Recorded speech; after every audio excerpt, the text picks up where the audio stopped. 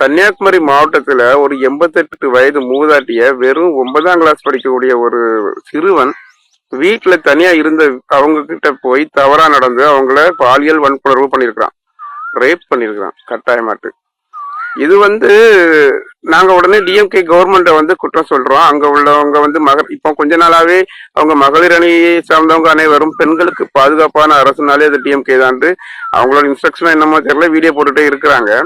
ஆனா நாங்க என்ன சொல்றோம்னா, டிஎம்கே கவர்மெண்ட் இந்த மாதிரிப்பட்ட விஷயங்களை அப்ப நீங்க அவங்க எல்லாம் கேக்குறாங்க, அப்ப ஒவ்வொரு பெண்களுக்கு முன்னாடியும் போலீஸ் பாதுகாப்பா போட முடியும் அப்படிங்கிற கேள்வியை முன்வைக்கிறாங்க.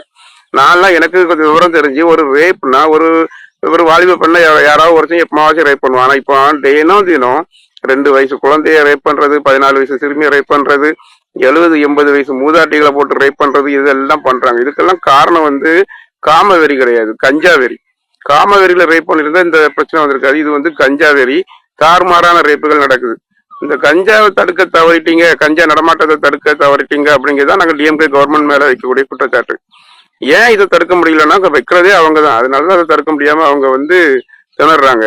இப்ப நீங்கெல்லாம் முன்னாடி கொலைகள்லாம் நடக்கிறத பாத்தீங்கன்னா எனக்கு தெரிஞ்சு கூலிப்படைகள் மட்டும்தான் கொலை பண்ணிட்டு இருந்தாங்க. இப்ப கொலைகள், நீங்க பெரும்பான்மையான கொலைகள் நடக்கிறத பாத்தீங்கன்னா சும்மா டீ கடையில் நிக்கிறவனை வெட்டி கொள்றது, 4 ஃப்ரெண்ட்ஸ் தண்ணி அடிச்சிட்டு இருப்பாங்க, அவனுங்களுக்குள்ள ஒரு சின்ன வாய் தகராறு வந்தா போதும் உடனே வெட்டி கொள்றாங்க. அதுக்கு எல்லாம் காரணமே இந்த கஞ்சா போதை தான். நீங்க இந்த கஞ்சா போதையை தடுக்க தவறிய டிஎம்கே அரசுங்கிறது தான் எங்களோட குற்றச்சாட்டு. தடுக்க தவறியதுனால நீங்க இந்த ஆட்சியில இருக்க ஒரு தகுதி இல்லாத அரசா தான் மக்களால கருதப்படுறீங்க. கன்னியாகுமரி மாவட்டத்துல ஒரு 88 வயது மூதாட்டிய வெறும் 9ஆம் கிளாஸ் படிக்கக்கூடிய ஒரு சிறுவன் வீட்டுல தனியா இருந்த அவங்க கிட்ட போய் தவறா நடந்து அவங்கள பாலியல் வன்புணர்வு பண்ணிருக்கான், ரேப் பண்ணிருக்கான் கட்டாயமாட்டு. இது நாங்க உடனே டிஎம்கே கவர்மெண்ட்டை குற்றம் சொல்றோம். அங்க உள்ளவங்க இப்போ கொஞ்ச நாளாவே அவங்க மகளிர் அணியை சார்ந்தவங்க அனைவரும் பெண்களுக்கு பாதுகாப்பான அரசுனாலே அது டிஎம்கே தான் அவங்களோட இன்ஸ்ட்ரக்ஷன் என்னமோ தெரியல, வீடியோ போட்டுட்டே இருக்கிறாங்க.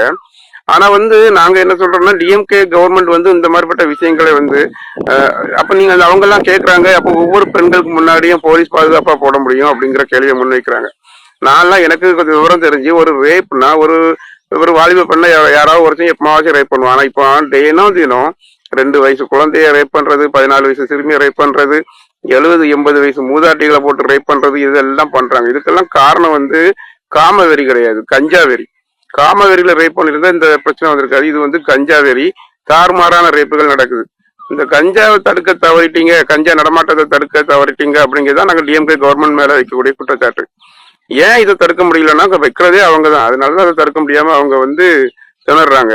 இப்ப நீங்கெல்லாம் முன்னாடி கொலைகள்லாம் நடக்கிறத பாத்தீங்கன்னா எனக்கு தெரிஞ்சு கூலிப்படைகள் மட்டும்தான் கொலை பண்ணிட்டு இருந்தாங்க. இப்ப கொலைகள், நீங்க பெரும்பான்மையான கொலைகள் நடக்கிறத பாத்தீங்கன்னா சும்மா டீ கடையில் நிக்கிறவனை வெட்டி கொள்றது, 4 ஃப்ரெண்ட்ஸ் தண்ணி அடிச்சிட்டு இருப்பாங்க, அவனுங்களுக்குள்ள ஒரு சின்ன வாய் தகராறு வந்தா போதும் உடனே வெட்டி கொள்றாங்க.